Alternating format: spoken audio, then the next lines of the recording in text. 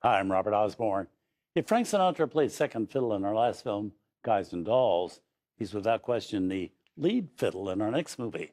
Not only the main man, but really the only man.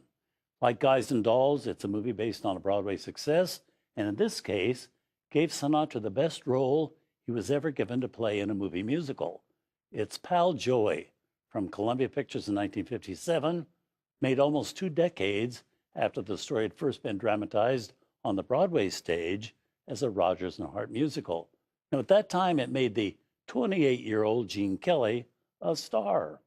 Columbia Pictures had bought the movie rights way back when that show originally opened in December of 1940. But immediately, they had trouble with the censorship boards because of the show's storyline. The title, a character of Joey, being a very ambitious young guy who becomes the boy toy of an older woman who at one point sings about being bewitched, bothered, and bewildered by the young man with lyrics like, "I'm vexed again, perplexed again. Thank God I can be oversexed again."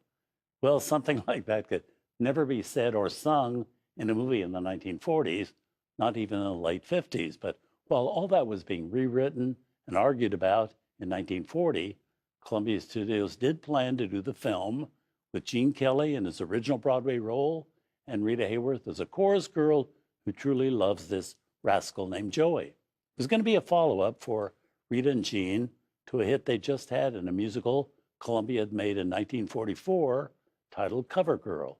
But that Pal Joey never happened, much to Gene Kelly's disappointment. Well, at that point, Pal Joey was put on a shelf. Nothing happened with it. Although as the years went by, there was occasional talk that Pal Joey would finally be done, with various twosomes mentioned as the stars.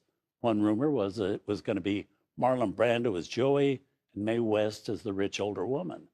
Then it was to be Jack Lemmon and Marlene Dietrich, each combination eventually falling through.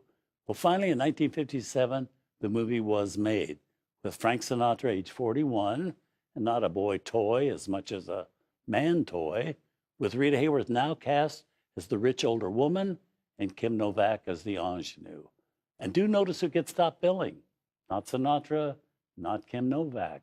It was Rita Hayworth, making one of her final films at Columbia Pictures, where she'd been under contract for 21 years.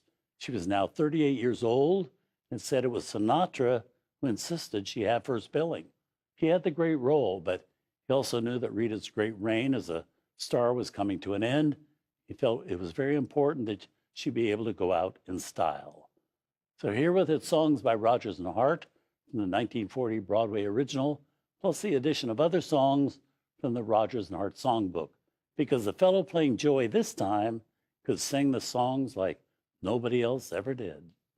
From 1957, the long-delayed film version of Pal Joey.